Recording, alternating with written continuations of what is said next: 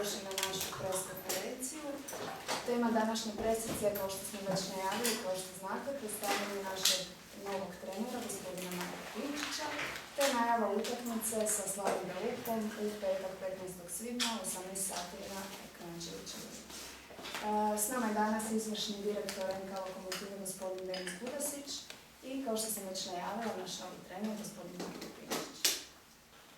Evo, gospodin Budasić bi mogao reći koji... Pa evo, ja bih predao riječ gospodinu Pinčiću, a i vama također mogućnost da postavite pitanje vezano za njegov angažman kao novog trenera Lokomotive i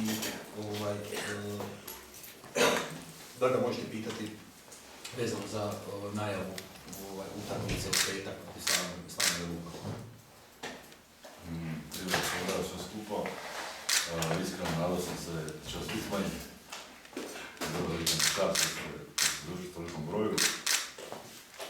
Ja se sada postavljam od strane kluba za novog trenera. Mi smo odredili za klub, znači u ovom kratkom periodu da imamo jedan kratkoročni i jedan dugoročni cilj. Znači kratkoročni cilj će nam biti pokušati izboriti Europu.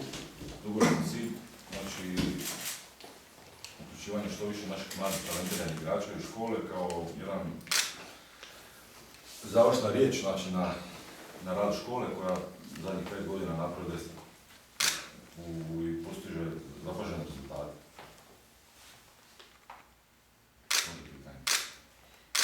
Karlo Ledinski, Večernji list.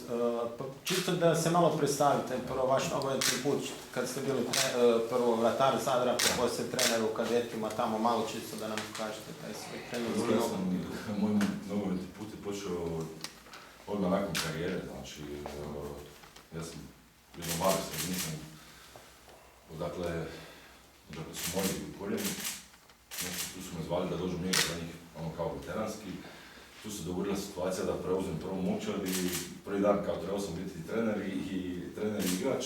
Prvi dan kad sam vodio momčad, onda sam odredio više nisam igrač, sad sam trener. Nakon toga sam radio po školama, znači nakon toga sam bio dobio angažman u nogometnom klubu NK Zadar gdje sam vodio mlađe uzraste. Nadam se, to oni mogu potvrditi ili ne, zapaženo.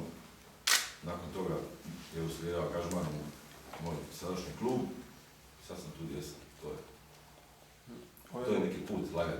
Ove godine ste drugi, ali tako, u prvenstvu u kadetskom. Da. To je iza Dinama i iza. Da, iza Dinama. Drugi smo u prvenstvu, imamo jednu jako talentiranu generaciju, jednu od talentiranih generacija, znači sve su nam generacije sada dosta dobre. U toj generaciji naš plan je da se dogodi 4 do 5 polotimaca, imamo reprezentativca na svjetskom prvenstvu, strelca prvog poluka i... Koji je to? Matko Banić.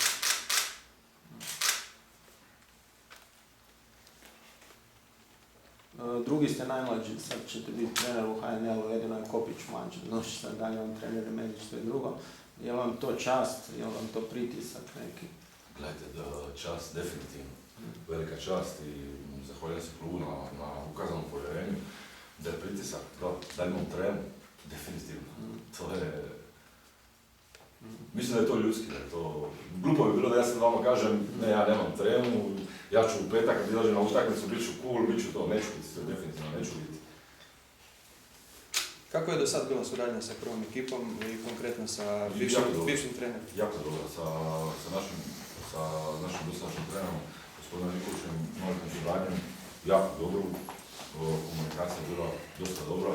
On je krenuo prvi sa tim uvođenim mladih igrača u prvu momčad.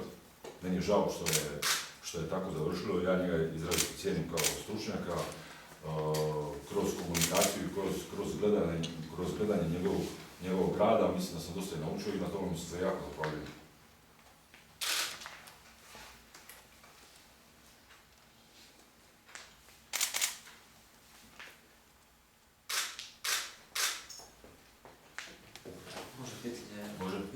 Hrvatski radio, što smatrate, kakve su vam šanse ovih preostalih nekoliko kola do kraja izbornika Europe? Pogledaj, šanse su čim se igra, šanse postoje, mislim da su nam šanse velike, imamo 2 utakmice kući, Slavim Belupa u Split i zadnju utakmicu Zadar. gledajte, sve na nama. Čim sami odlučujemo o sebi, to su šanse velike. Nadam se da ćemo izboriti, nadam se da ćemo napraviti rezultat. Pogledajte, mi imamo, ja mislim, smatram, to je iskustvo moje mišljenje, da mi imamo jako dobro momčad, da imamo jako talentirane mlade nogometaše, jer pogledajte, to su momci koji su treći bili dosta dugo na tablici, sad su četvrti i još uvijek borbuju od ovog. Nije njih niko uzeo za ruku i postavili tamo, to su oni sami napravili. Svašta. Tako da mislim da oni mogu dalje. Pošto oni su mladi momci, upali su u jednu krizu, kriza je donijela to što je donijela. Poslušajte, tako je u životu, kriza dođe, kriza prođe. Ja se nadam da će ta kriza proći već u petak.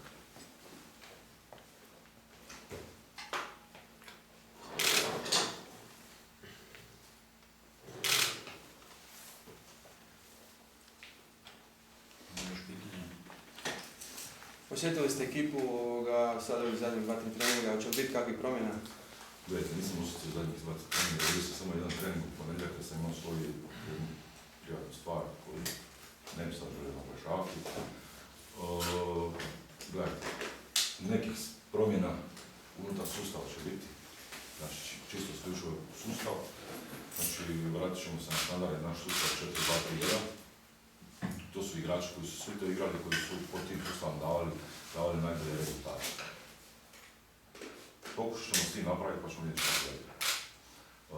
Ja inače kao trener mogu se u tom dijelu mogu predstaviti, znači moju neku filozofiju, ta je da takav sam inače u životu, znači kad nešto postavim, ja slijedim svoju ideju praktički baš ono slijepo, znači vjerujem u nju, ako nešto vjerujem, onda to guram do kraja, pa očekujem da će doći, znači kroz rad. Isto tako i za te igrače, ponavljam, ja u njih vjerujem, mislim da oni to sve mogu napraviti.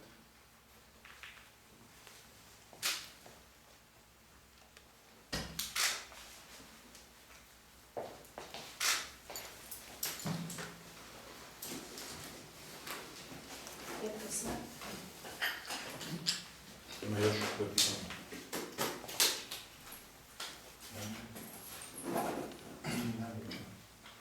Dobro, onda smo samo završiti. Ako ste za, ja vas pozivam na piće u kućnim prostorijama. Pa ne možete dalje. Da vas počastimo, da povodnim imenovanja novog trenera.